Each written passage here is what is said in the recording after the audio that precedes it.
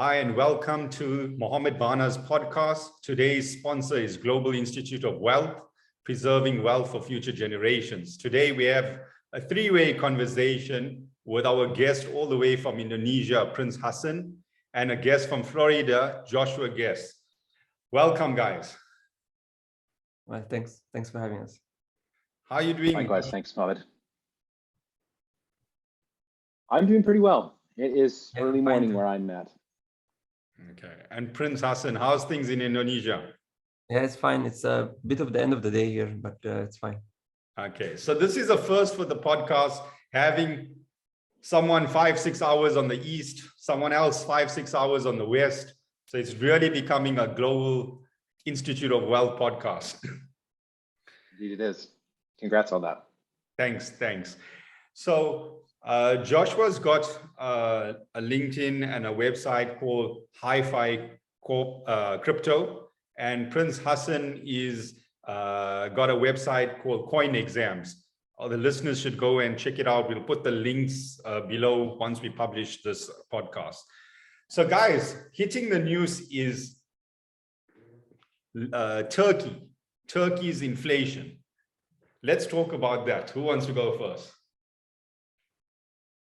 So yeah, for me it's a bit interesting if I can go over that. So I mean, because I have a lot of friends in the Middle East, and a lot of them, when I talk to them about hyperinflation, all this, you already know in the look the people give you if they don't understand crypto or like the fiat system itself. A lot of people don't understand how the fiat system works. So they will think you're just mumbling. Even some people don't really grasp the idea about inflation itself. Like let's not even discuss about hyperinflation. If you even discuss about inflation itself, it's a pretty crazy idea that you're losing your savings at rates like at least 2 or 3% previously, maybe. Yes. So now the idea that everyone who is studying the facts have been warning about the hyperinflation is already here. Smaller countries have already had this before, and even countries which is considered to some maybe like unique situations or a political thing, like for example Venezuela and others. But now we got Lebanon, I think a few months back, and then at that point in time the people even couldn't withdraw their funds. So it's not even you're losing your saving value, but you cannot even access your savings. So we have like the idea that it's not only about the store of value, it's also you cannot even control your own savings. And then if we go to Turkey, I mean, so at that point in time, when we spoke to anyone from the Middle East around Lebanon, so they would say that, oh, it's just a small country, don't worry, the bigger countries are never gonna be affected by this, and the system works, right? So when you see Turkey is almost the biggest economy in the whole region, having almost 100% hyperinflation at this point is crazy. And God knows, like, until where is gonna go. I mean, it looks like it's gonna go even worse and worse. It's like there is no way to stop it at the moment, or doesn't look to be. So yeah, it's a pretty scary things. And I mean, at least we can use this one to suggest for the people to look for alternatives, because the idea that your system is perfect is not really true right now, and everyone can see it.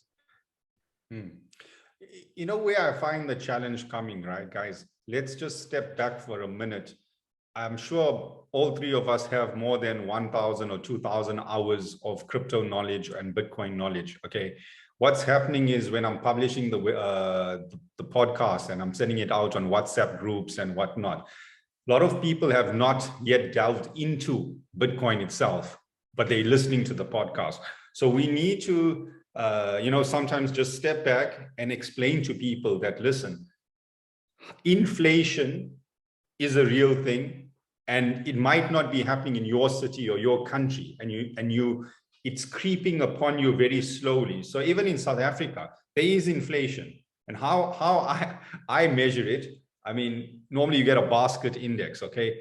But you just look at the price of a car. Example, if it's a VW Golf, what was the price 2 years ago? What was the price a year ago? And what's the price of the VW Golf today? You know, or you have a McDonald's hamburger index, you know? So where I'm getting with this is that inflation is a real thing. And people have heard it in the past. Oh, there was hyperinflation in Zimbabwe, or there's hyperinflation in Venezuela. But what's been happening is it's becoming more real, more often. It's not a once in a 10-year story or a once in a 20-year story. And it's not only in war-torn countries. Like Turkey is not at war right now that they're going through inflation. Correct or wrong? Yeah, I mean, like they have, like, obviously they have some wars, but like they are like the US, so they are going to wars in other countries, but their country is very stable, like everything considered. So it's not about the politics, and the politically also it's kind of stable. So it's just about the economy, how the economy works, how the bonds and all this fractional reserve system. So there's a lot of factors that the people don't maybe we need to enlighten the people and talk more about, so it can come to light. And yeah. But Joshua, let's get Joshua to put a comment in here. Joshua, for those people that don't know anything about inflation, what could you start off, and let's educate the people?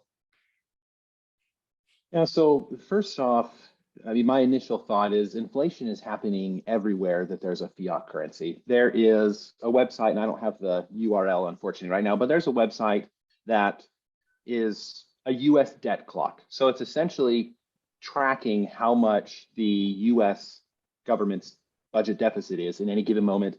And if you sit on that website for more than a few seconds, you're going to notice that that clock is going up by thousands, tens of thousands, hundreds of thousands of dollars a second. And what that means is the US government is always spending money, right? Any part of the day, any part of the year, always spending money. Now, the US is one of the largest economies in the world, so perhaps it makes sense that it's spending lots and lots of money every single second. But that doesn't mean that a much smaller country isn't also doing the same thing on a much smaller scale. So inflation in that sense, right? Inflation meaning governments spending more money than they have, that is happening all the time. Now, there are a few different ways to think about inflation, right? The government wants us to focus on price inflation, which is essentially your Mercedes or your Big Mac or your carton of eggs at the grocery store is increasing in price. And they want you to believe that that is the only inflation that matters, the only inflation that exists, because that is something that they can easily blame on other factors, right? They can say, oh, there's a chicken illness ravaging different parts of the world right now, and so that's why eggs are so much more expensive and why chicken's so much more expensive is because the supply of chickens has been damaged. Or with gas, they can say, oh, no one was driving a year ago, and so that's why gas prices were so, cheap comparatively. And then they can say tons of people are traveling now, and so that's why gas prices is going up. And to a certain degree, that is true. Supply and demand, of course, is the basic function of economics. So it certainly does contribute to price fluctuations. But what governments leave out is that those price fluctuations resolve themselves, right? Prices for eggs go up, and so people buy fewer eggs until the egg supply recovers. And by buying fewer eggs, that brings the price of the eggs that are currently being supplied down because there's lower demand, right? So essentially, supply is impacted, but then demand is impacted until a new price equilibrium is reached. Same thing with gas, right? Gas prices go up, more people take buses, more people take bicycles, more people walk, fewer people drive, and so demand eventually evens out with supply to find a new price equilibrium. Governments want you to think that price inflation is this specter that can be completely blamed on everyone but the government itself. Now, the inflation that we typically talk about in the Bitcoin space is currency inflation, which is quite simply money printing of money that didn't exist before. And it is unfortunately not exclusively a characteristic of fiat. Most currencies around the world, including a lot of cryptocurrencies, unfortunately, have quite a bit of currency inflation. Now, why does that matter? Because essentially, when you print money, no economic value is being created or destroyed. You are just quite simply willing, if you're a government, willing new money into an existence, which means you are stealing because that money has value, right? It's backed by a government, and so people accept it, but it did not create any new value. So you're simply reassigning value from someone else, from a saver, from an investor, from everyone else in the economy, and you're assigning it to yourself as the person in control of the money printer. That is in reality, the primary driver of the long-term currency devaluations that we're seeing, right? It's not supply and demand. Supply and demand hasn't driven prices to, increase by hundreds of times over the last 100 years. Not at all. Again, prices will find a new equilibrium. New technologies will come out that will reduce the cost of making things. So generally, prices tend to decrease, all things equal, as technologies improve. But unfortunately, governments continue to expand the money supply, not just here in the US, but around the world. They print money like there's no tomorrow. And when you introduce money endlessly and you never really reduce the supply of money or even hold the supply of money constant, it's just natural that prices are going to go up because you are not creating economic value. You are simply producing more of the monetary instrument used to repossess the economic value that currently exists. So that was quite a bit.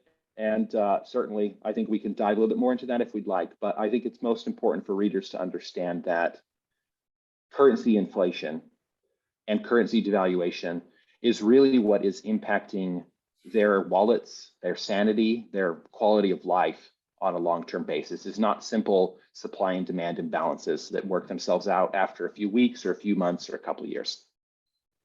If you excuse me, like if I can play the counter argument. So as you said, like they will blame it on a specific reason, and then they will tell you, okay, this is because that is not because printing money. But if you look at something like gas prices, I mean, historically speaking, or at least in recent history, it usually when it shoots up, just like because of some events, and then it cools down. So they will claim that maybe it will cool down anyway. So why need to worry about it? So what do you think we should say to that? Yeah, gas prices here in the United States have really fluctuated between $2.50 and $4.50 for most of the last 20 to 25 years, for most of essentially my life, is what I'm getting at. And governments might, or other, critics of the whole currency devaluation argument might say, oh, well, if the currency was really being devalued, then gas would be extremely, much more expensive than it is, and it would be growing over the past 20 years. And the rebuttal to that comment is what I said about technology, right? I mean, think about 10 years ago, there was a huge explosion in the available supply of gas because someone invented fracking, which I won't pretend I'm an expert on. I know very little about fracking in general, but what I do know is that there was this massive amount of new supply, and new technology essentially made it easier to find and pull oil out of the ground to be refined into gas. So the reason that a lot of things don't increase in price as the dollar or as whatever currency around the world your listeners may be using, as that currency is being printed, the reason that things don't go up commensurately is because people are always inventing newer technologies, better technologies to provide services that we had before more cheaply, or outright replace those goods and services with things that are better. So it's really impossible to take a basket of goods, like most governments do, to try and measure inflation, because quite simply, what they're not accounting for is the fact that technologies improve, right? They're trying to take, credit from improving technology to say, hey, our currency isn't devaluing because the basket of goods isn't increasing as much as we're printing money. No, technologies improve, but governments printing money. That's a very interesting concept. I never thought about this way. I think, yeah, it makes total sense, because then a lot of things, the prices, like for example, if you look at the basic things like bread and the agricultural stuff, we invented like through the last decades, like a huge transformation in how it's produced. So it should have reduced in price dramatically. I mean, food should have been like cheap, like almost free at this point. But the fact that it's increased in price, it doesn't make any sense. It doesn't. It doesn't make any sense. And so that's why it doesn't make any sense that we've been suffering under fiat currencies for decades. Because, I mean, as you just hinted on, things should be decreasing in price. Things should be decreasing in price forever. When you are accounting for them in a sound monetary instrument like Bitcoin, you'll notice that they do decrease in price and likely will forever. I mean, there's a common meme that I see on Twitter and elsewhere on social media where it shows a grocery basket and it shows the grocery basket, you know, it has $20 underneath the grocery basket. Yes. And, you know, and it shows it over time. It's like over time, right? Your $20 of groceries goes from a full basket. And then 10 years later, it gives you half of a basket. And then 10 years after that, your $20 gives you an apple instead of a full basket of groceries. And then it does the opposite for Bitcoin, because as Bitcoin has gone through time, its purchasing power has grown exponentially. Okay, but how do you answer for the argument that without inflation, nobody will spend their money? So some people argue like this. Yeah, it's I'm glad you brought it up. It's funny because I actually had someone on Reddit ask me that question or make that argument earlier today. So it comes up very frequently. So people are not spending their Bitcoin right now because of FOMO. That means fear of missing out. Essentially, Bitcoin has increased in value exponentially in the last 13 years, and yet it's only being used by tens of millions of people. And it's meaning there are literally billions more people. Do you know how many people, do we know an idea of how many people are, you know, have adopted Bitcoin? Is there a number that you have in mind? Like there's 7 billion people in the world. Do you know how many million? You know, there are estimates that a lot of big institutions and, you know, some of the researchers in the crypto space have made, and that's where I get my numbers, you know, tens of millions. I mean, a lot of people would want to look at the number of, you know, Bitcoin addresses total or the number of active Bitcoin addresses. But because a person can hold one or many Bitcoin addresses, it's really, you can't just say, oh, there's 100 million Bitcoin addresses or there's 200 million Bitcoin addresses, so there are 200 million people using Bitcoin. No, because, you know, a lot of those are owned by exchanges or they're owned by, you know, people like you and me who have 3 or 4 different Bitcoin addresses for whatever reason. So I don't know the exact amount, but without a doubt, the vast majority, right, 90%, 95%, the vast majority of people in the world are not using Bitcoin, whether to speculate, whether to invest, whether to hold it, whether to use it as a currency. Most people aren't using it. So the reason that people aren't spending their Bitcoin right now is because as Bitcoin continues to get adopted over the next several years or maybe even several decades, the purchasing power of your Bitcoin is going to increase exponentially, I believe, because there will be so many more people willing to trade you what they produce in order to buy it. So that's kind of why there's so much hodling behavior right now, is because simply Bitcoin has not reached its equilibrium price, its equilibrium going back to supply versus demand, because there's a fixed supply of Bitcoin. There will only ever be 21 million. That is coded in stone. But you've got billions more people who are going to demand Bitcoin over the coming years. And so if supply doesn't move and demand increases exponentially, price, meaning value per coin, is also increasing exponentially. So that's why people aren't spending their Bitcoin right now, largely. There are some people who spend Bitcoin, such as people using it for remittances. But by and large, most people are hodling their Bitcoin if they're not using it to day trade, to speculate. Now, getting back to, are people ever going to spend their Bitcoin? Yes, of course they are, right?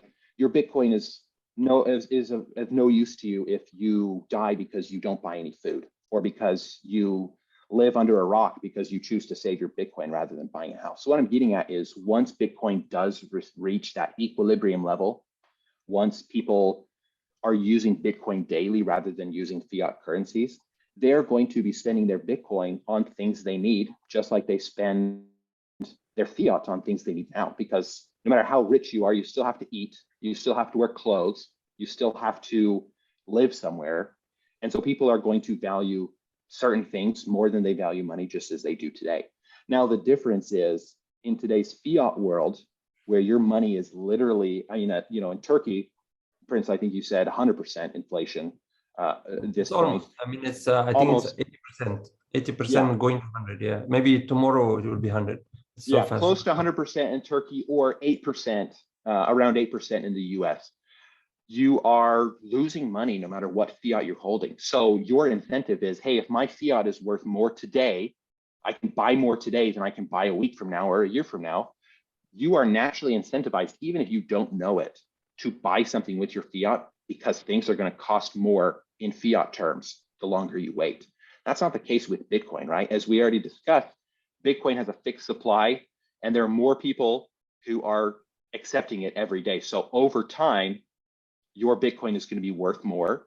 So it is going to, by holding Bitcoin, you are disincentivized by wasting your Bitcoin on things that are not worth your Bitcoin. So again, there are things that you have to have, things that will always be valued. So we would say that maybe owning Bitcoin will maybe level the market. So all the goods and services that's luxury or in the category for maybe unnecessary will be less sought after, maybe. I think there are going to be huge economic upheavals when we move from a weak fiat system to a strong Bitcoin system. And the reason for that simply is the consumerism economy. It might change a little bit if people are thinking. It's going to change drastically, because if you have money that is going to be worth more a year from now than it is today, are you going to buy tons of extra clothes that you don't need, clothes that are, they're in season now? And so, okay, my money's going to be worth less next year. I might as well just buy it now, because what else am I going to spend my money on before it devalues? Or, going out and buying the 200,000 Lamborghini, right, instead of a $20,000 car. Now, there are still going to be people who buy Lamborghinis because they value, because they value, they can afford it, but more importantly, they value a Lamborghini for whatever reason more than they value Bitcoin once we reach this equilibrium price. There's still going to be discretionary spending. People are just going to be able to make a conscious decision. Do I value extra clothes? Do I value a Lamborghini? Do I value a vacation to Bermuda more than I value my Bitcoin and the fact that it's going to increase in purchasing power over time? Actually, it's more like the people will be faced with reality. So right now, if you look at the credit card bubbles everywhere, so people are spending money. They don't even spending their money right now. At this point, most countries, they are spending money they don't have to buy luxurious things they don't need. So why? Because they cannot realize the value of money. I mean, money doesn't have any value for them. They feel like it's useless. So it might as well spend it. But when money has value, like something like Bitcoin, then it's incentive to save. It's gonna improve. Yeah. You have an incentive to save, something to measure, like a matrix against it, right? Yeah. So I think, can you imagine the stress if you've got 100,000 liras, Turkish liras, or 1,000,000 liras, right? And you had it at the beginning of the year. Now you're sitting with this 1,000,000 liras. You have a decision. As you're saying, you can spend recklessly, or let's say on luxuries. You can be changing your car. You can be going for a vacation, or you leave that money in the bank. But just leaving it in the bank, not spending it, is still devaluing, right? Like you're saying, 60, 70, 80%. The alternatives is finding a store of value. And that's where our point of, buying, even if they just bought US dollars and left it in US dollars, would have been better than leaving it in a Turkish lira, okay? Yeah, but I argue against fiat at all, because a lot of... No, I know that. I'm saying... I would recommend you buying the US dollar, but what's guaranteed that the US dollar is not going to have something similar? I see that as not really guaranteed. I see that as the second part, where I'm saying, had they moved it to US dollars, it wouldn't have devalued. But the question then comes, what are the people in the United States doing with all their US dollars? They're looking for alternate to the US dollar because their currency is also being devalued, okay? So the whole world, like we always benchmark the South African rand against the US dollar. Anywhere you go, if it's the Saudi riyal, you benchmark it on the US dollar. But what happens is we need to look at, because of the money printing in USA, and they've printed what, like 60, 70% of all US dollars in circulation in the last 4 years or something like that, right? Trillions of dollars they printed, yep. Yeah, I think they're more than $30 trillion in debt now. And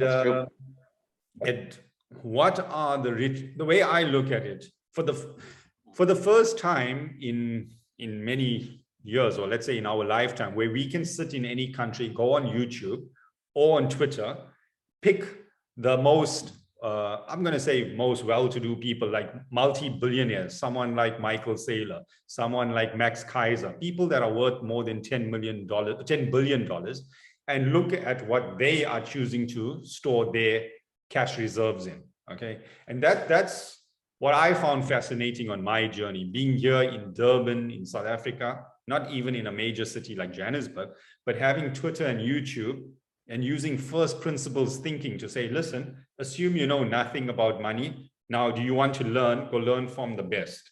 And Twitter's really been a game changer for me. I don't know how if you guys have felt the same way, picking up insight from people on the international stage. What's your opinion of Twitter? Did you find you learn a lot on Twitter?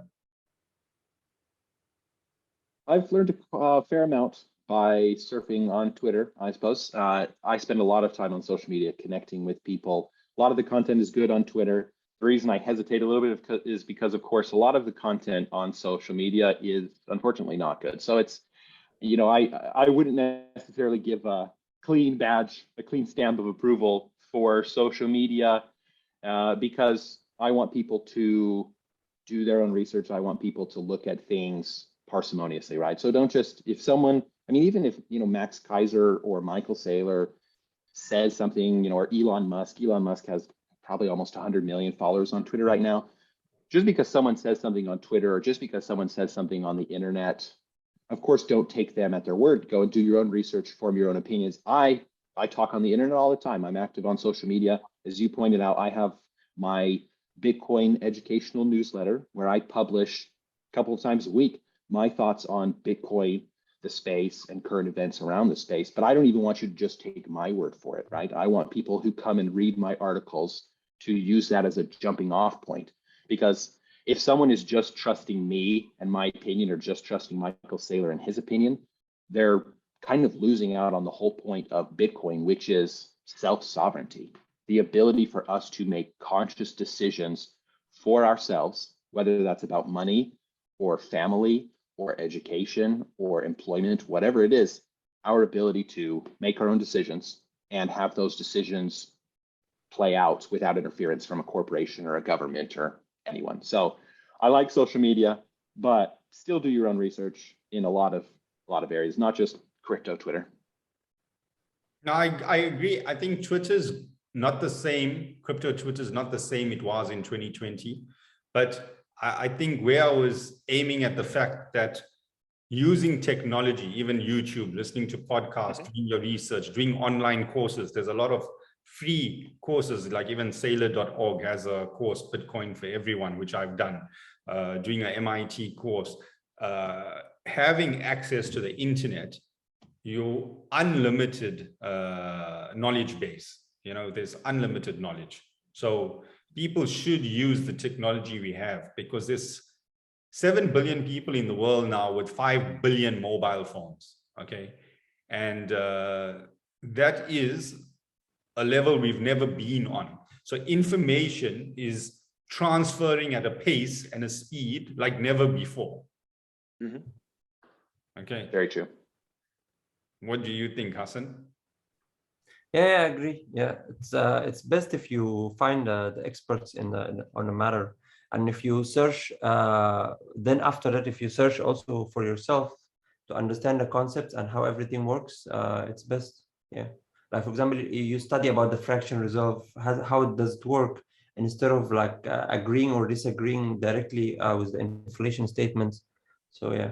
And if we can go back to inflation, or what do you want to talk about? Yeah. Go back to inflation. I'm actually going to call up. So I believe actually Bitcoin price might, like the volatility, like right now, I think one of the reasons people are not using Bitcoin, just from my perspective, is the volatility. Because let's say, for example, I'm charging for a service or a product. It's very hard to price it in Bitcoin. So even the people accepting Bitcoin today, I don't know if anyone is accepting Bitcoin and like putting the price tag in Bitcoin. Most of people are just putting it in fiat, and then when it comes time to pay, then you give you the market price. So I think this needs to change, and I think it will happen automatically, because I have seen it in something else, like another crypto which has a massive following, obviously not as Bitcoin, but yeah. So what happens is, at certain moment after the adoption gains pace, then people start to use the currency a lot. When they start to use the currency a lot, the price itself stabilized, so the volatility will reduce. And when the volatility reduces, it's like a cycle. So people who are pricing their product, they will be more comfortable pricing it in Bitcoin. and then and people will be more willing to spend their Bitcoin because the price is not volatile as much. So they can expect, for example, because think about it right now, it's very scary thought that you spend your Bitcoin and then tomorrow it's gonna go up to 10 or 20%. But if you know, for example, yeah, it's going up, but it's going up like on a steady pace, like relative steady pace. It's actually same as fiat. If you think about it, fiat, why everyone loved fiat during the last century? Because it was going down on a steady pace. So as long as there is predictability, people are willing to use their coins, or yeah. So I think Bitcoin, I think this is a matter of time before people start to price stuff in Bitcoin and also use it to pay. I think this is a good point that you brought up, is the fact that people aren't, you know, they're just really looking for predictability. I really like the way you said that, because yeah, right now there's a lot of speculation that Bitcoin is being used for. Right, there are a lot of people who don't really understand Bitcoin outside of the speculative viewpoint. They think it's an investment. And so just like when their stocks get crushed, or when their bonds, you know, change in price, people react when they see the Bitcoin price going up or going down, and they FOMO in or they FOMO out. So that is why there's such volatility, is because there's a lot of speculative use within the Bitcoin space. And just to clarify things, there's a lot of speculative use within fiat as well, because we all know that there are massive foreign exchange markets, trillions of dollars being exchanged back and forth daily. That's a lot of that is speculation. The difference is within government, within fiat, there's a government controlling the, you know, the predictability of the There's currency, also the share, and extracting the value for themselves. Within Bitcoin, there is no central party extracting value or manipulating but also the the price. speculative, like if you look at the market share for the speculation in the trades or in the transfers, let's say, it's almost 90%. If I don't know the number, but it could be up to 90% speculative. So like you said, most people are putting it as an investment. They're not really considering it as money. So when people start to understand its actual concept, that it's money, then it's going to smooth out everything. I agree completely, because right now most Bitcoin are used for one of two things: speculation or hodling, right? Holding onto your Bitcoin and not spending it. There is a small amount of actual exchanges happening denominated in Bitcoin, small relative, right? Because again, the global economies move trillions of dollars daily. So I mean, small in that context, in the context of trillions of dollars. But Bitcoin that are being held in someone's wallet, not for sale, those aren't really impacting the price, right? So what is pricing Bitcoin on a day-to-day basis is the Bitcoin that are actively moving back and forth, which right now are Bitcoin being used for speculation. So when people are speculating that Bitcoin's going to go up, they're buying into it and the price skyrockets. When people are speculating that the price of Bitcoin is going to go down, they FOMO out and they just kind of contribute to all of this Bitcoin volatility. But exactly what you're getting at, Prince, is once Bitcoin reaches its equilibrium price and all of these hodlers start spending their Bitcoin, which might not be this year, might not be 5 years from now, I don't know when it will happen, but it will happen eventually when Bitcoin reaches its equilibrium value. Then all of a sudden, Bitcoin is going to be free flowing from a much bigger base of the supply than it is now. You're not going to have 1 or 2 million Bitcoin that are active. You're going to have much more.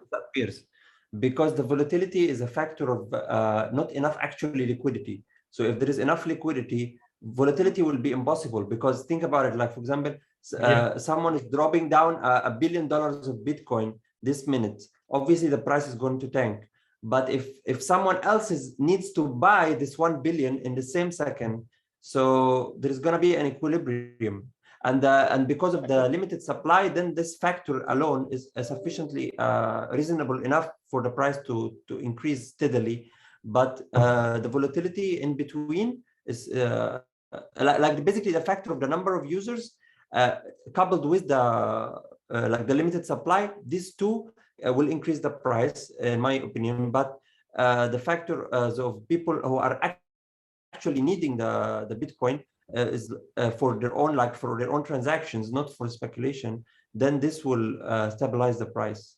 So then adoption will accelerate phenomenally. So yeah.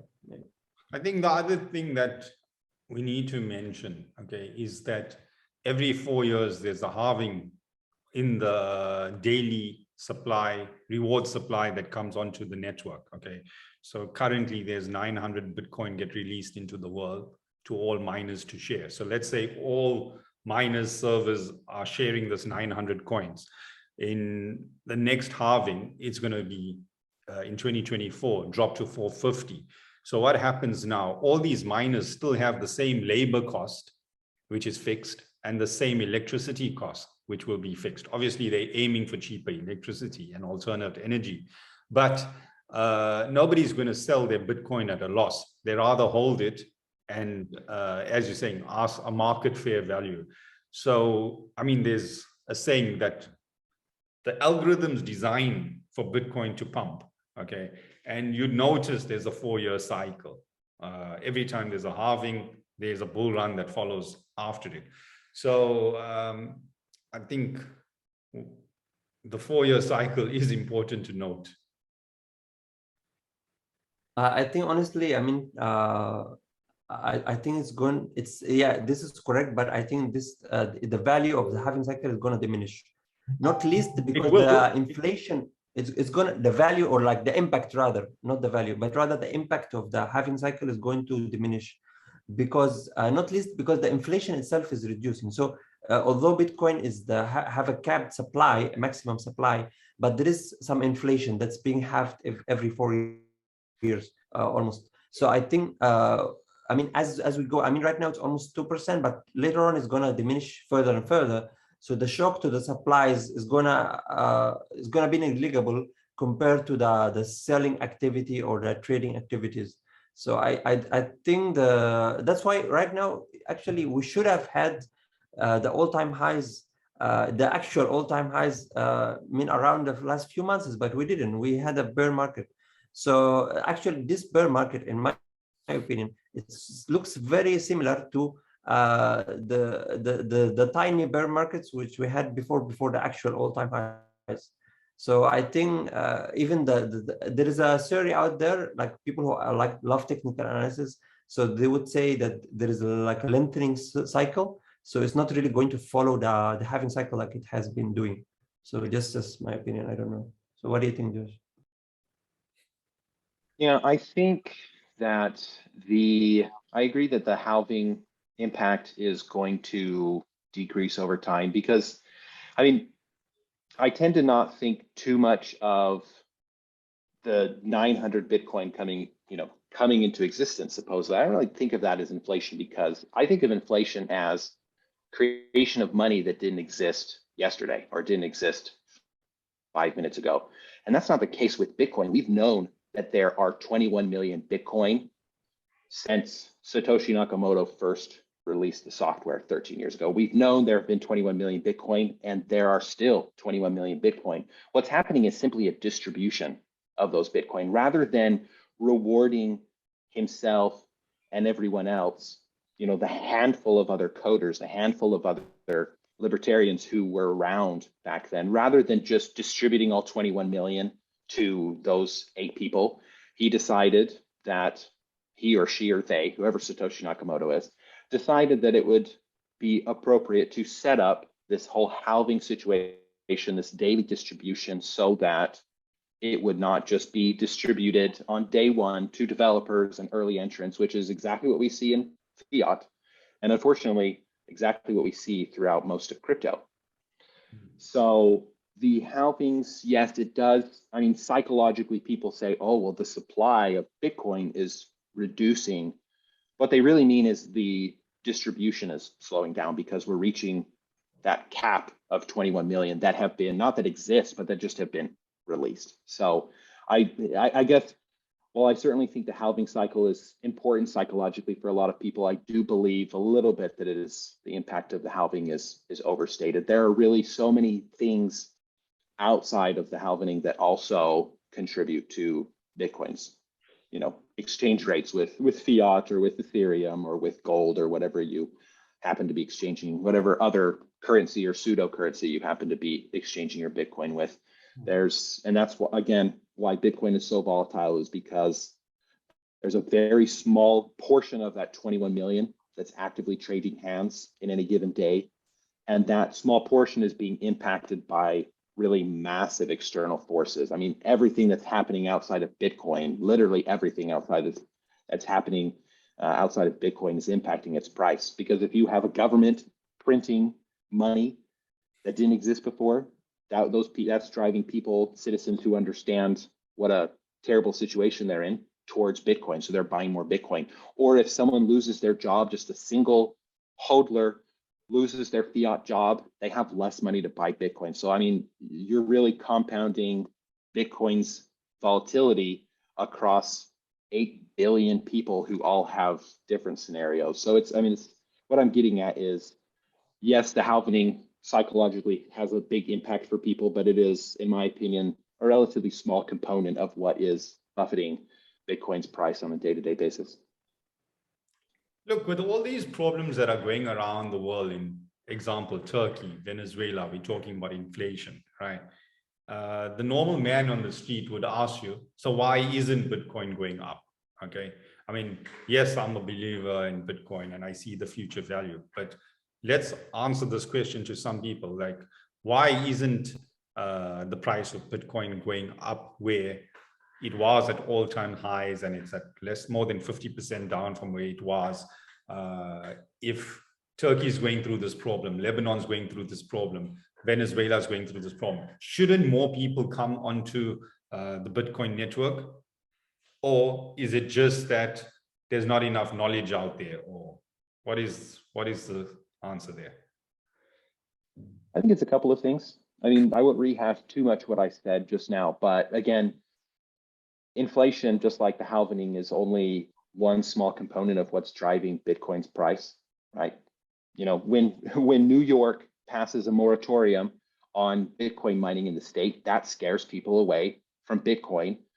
And a lot of those people, I mean, some of them are certainly hodlers. A lot of them are probably speculators, right? So that even though money is devaluing, people are getting scared away from Bitcoin because they wonder what else New York is going to do. We saw the same thing on a much larger scale last year when Bitcoin mining was banned in China, right? The price cratered. What do you think of that?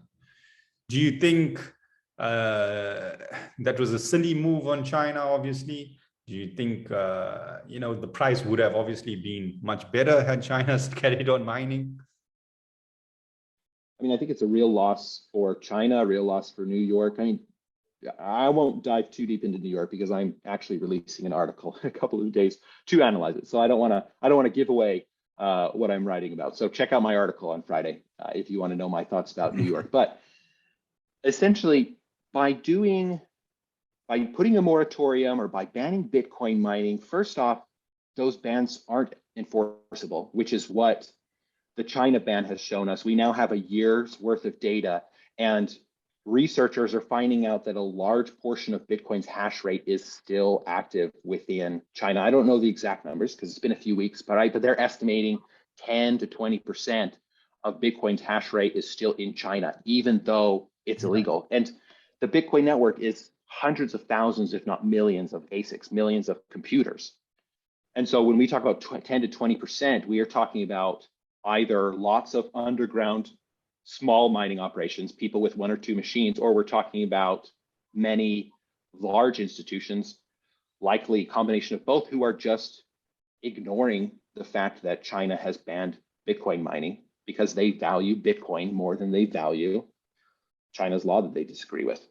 So, first and foremost, the ban's not really enforceable, but it does drive a lot of people away from Bitcoin. And so China and New York are doing a disservice, first and foremost, to their own citizens, because those people who get scared away from Bitcoin momentarily, because I do believe that eventually the world will move on to a Bitcoin standard, those people who are getting scared away momentarily are missing out on the opportunity to adopt Bitcoin, study Bitcoin, benefit from Bitcoin sooner than they would have otherwise. So yeah, I mean, the ban's not really enforceable to begin with, and it's certainly not to the benefit of anyone other than the people threatened by Bitcoin's success, which are the people who benefit from the fact that fiat can be printed from one second to the next with no consequences to the money printer, just consequences to everyone else.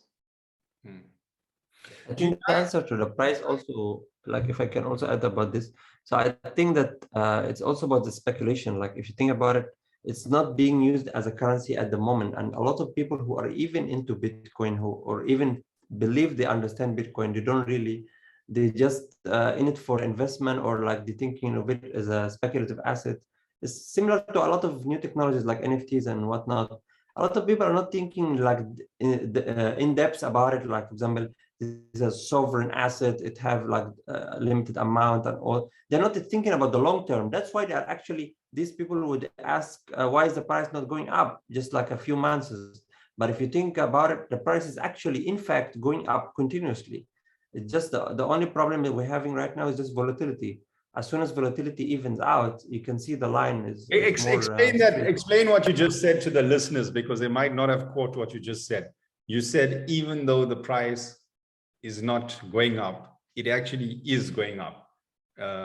Explain. Yeah, I mean, if you think about it in the short term, obviously, each day the price is different. So yeah, you can say it's going up, going down. But if you look at it from like a macro perspective, like zoom out a bit, you will see that it's always going up. I mean, if you think about it, any asset that's limited in supply, even real estate. I mean, even real estate is relatively limited in supply in a lot of bigger cities. It's always going up. It's very hard.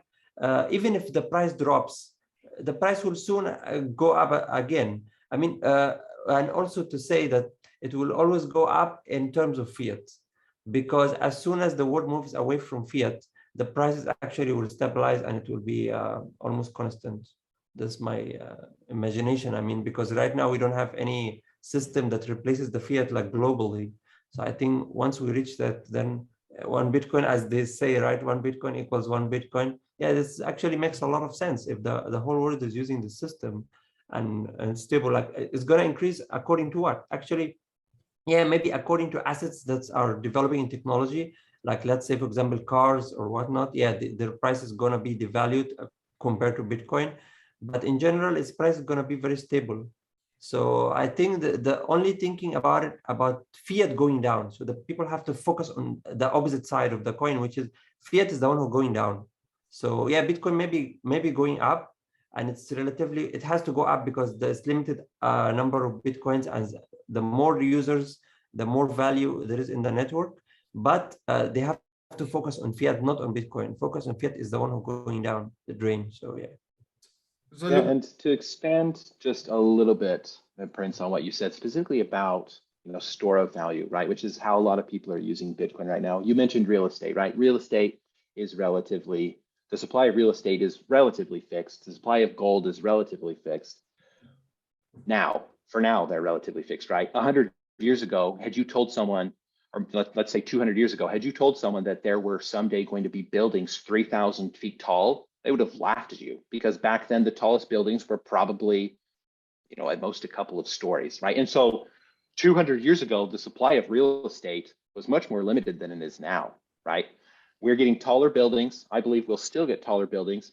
And another component to the real estate side is if Elon Musk has his way, then he thinks that we will soon be living on the moon and soon be living on Mars and soon be living who knows where else, right? We've all watched sci-fi movies, right? So let's say even the most minimum portion of that sci-fi dream comes true, we'll have real estate elsewhere than just even on planet Earth. Again, I'm not saying one way or the other. All I'm trying to say is right now, there is a relative level of real estate. Or if you look at gold, right? Gold is pretty difficult to pull out of the ground. But again, going back to sci-fi, right? People are talking about meteors that are made of gold, asteroids that are made of gold, that maybe someday, whether it's 10 years from now or 500 years from now, maybe we'll be able to pull out of the sky and the supply of gold will increase. So these other stores of value, whether you look at corporate stocks or gold or real estate or bonds, they have a relative supply cap, meaning it's a supply cap only until it's no longer a supply cap anymore. Bitcoin, by comparison, has a fixed supply cap. On day one, when the Genesis block was mined 13 years ago, there were 21 million Bitcoin. I think 120 years from now is when it's supposed to happen, when the last mineable portion, the last Bitcoin is fully mined. There will still only be 21 million Bitcoin. And in the future, long past that, there will still only be 21 million Bitcoin. There is no relative supply cap for Bitcoin like there is for most other things in the world. And so why does that matter? Simply because, either as a result of this podcast or all of the other education going around, people are going to realize that everything else, almost everything else, other than people's time, everything else has a relative supply cap. That Bitcoin has a fixed supply cap. So why would you store your wealth in a house that has a good supply cap now, but might not in 10 years, when you could supply it in Bitcoin that will have the exact same supply cap until long after your life is over? So I just wanted to kind of prove the point that you're not just talking about, Bitcoin's better than fiat as a medium of exchange. Bitcoin is better than stores of value at being stores of value. I mean, Bitcoin, even though it's hard to see it in the day-to-day because of the volatility, Bitcoin is being adopted so rapidly because there's so many people understanding that Bitcoin revolutionizes and outright replaces significant portions of the economy that are very weak today because of inferior substitutions that we've had to deal with up until Bitcoin was invented. Tell me, do you all see, obviously, after El Salvador, adopting Bitcoin, then there was Africa Central. Which countries do you all think will be next? Because there was a conference happened at El Salvador and more than 40 countries were invited.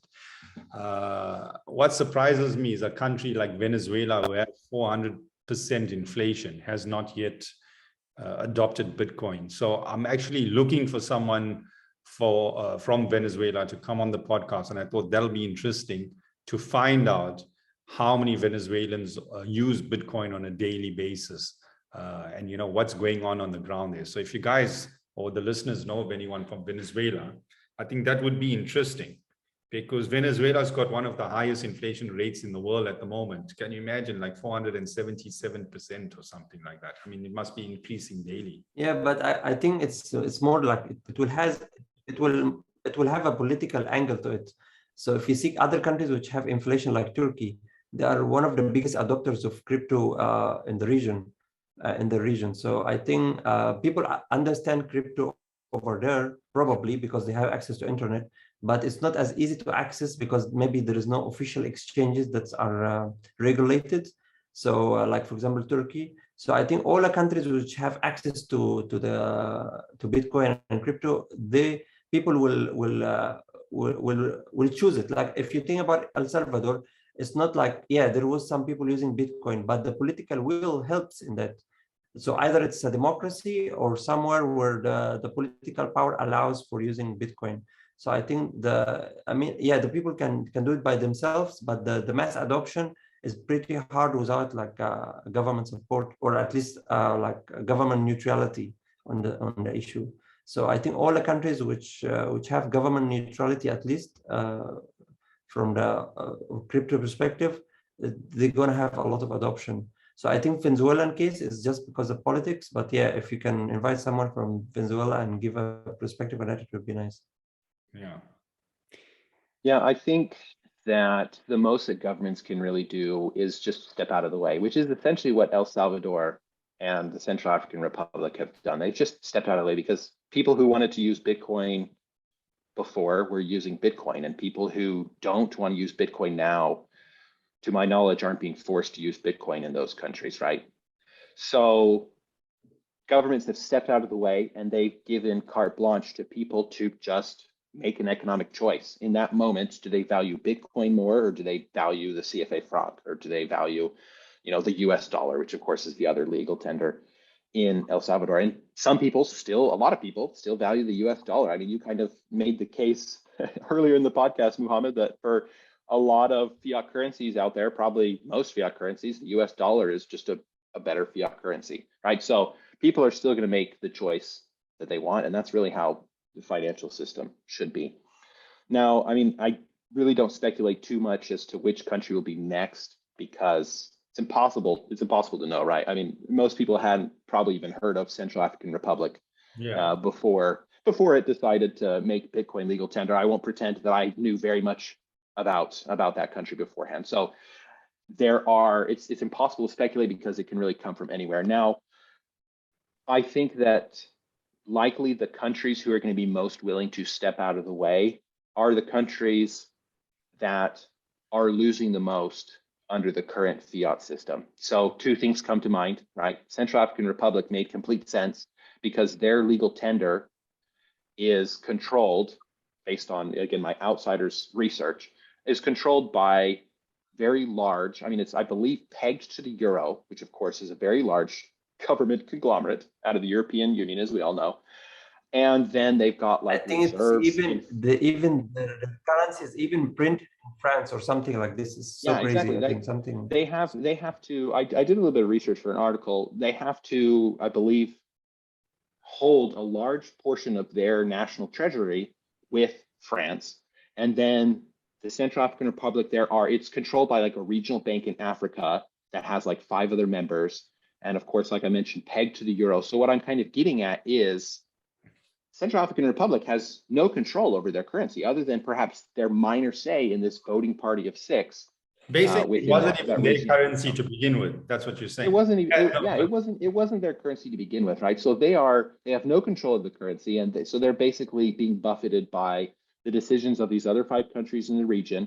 Obviously, everything that the euro is going through, and then even France to a large degree. So I'm thinking countries in similar positions who don't have control of their own currency to begin with, and who are suffering massive risks, massive detriments because of the currency they're using now. I think those are the ones who are going to say, well, look, we might as well step out of the way and let people who want to use Bitcoin use Bitcoin. So I think that's kind of my first guess as to who is going to step out of the way next, country-wise or government-wise. It's who's holding the bag for the money printers, right? And obviously the United States is one of the biggest, if not the biggest, money printers. But not just the U.S. is really on the top of this global economic system that we have right now, right? Obviously, European countries are up there. China certainly is one of the largest economies, and with all of the investment, with all of the currency that they're flushing around the world in different sections, right? There are a few different winners. Obviously, the U.S. is one of the bigger ones. And so what I'm getting at is, I expect those countries to probably be among the last ones to do it because they're benefiting the most. So who do I think is going to adopt Bitcoin next? Whoever is suffering the most and at the same time willing to step out of the way as government. That's kind of the key combination, because lots of countries are suffering under the fiat system. I'd say all countries are suffering under the fiat systems. Which of them are willing to step out of the way? That's the component that's unforeseeable. Guys, I think we should leave today's podcast there and continue on another episode on another date. I'd like to thank you guys for your time. Thank you, Prince Hassan, coming all the way from Indonesia, and Joshua all the way from Florida. It's been great chatting to you guys. And I'll share this link with both you guys, and you can share it with your audience. And whoever's listening out there, please like, subscribe, give us comments, tell us what topics you'd like to hear. Put in the comments what you'd want us to talk about, and we'll probably have a follow-up on this discussion. Thank you. Thanks so much, Prince. Thanks, Mohammed. Thank you, Prince. Thank you, Joshua. And let's stop it.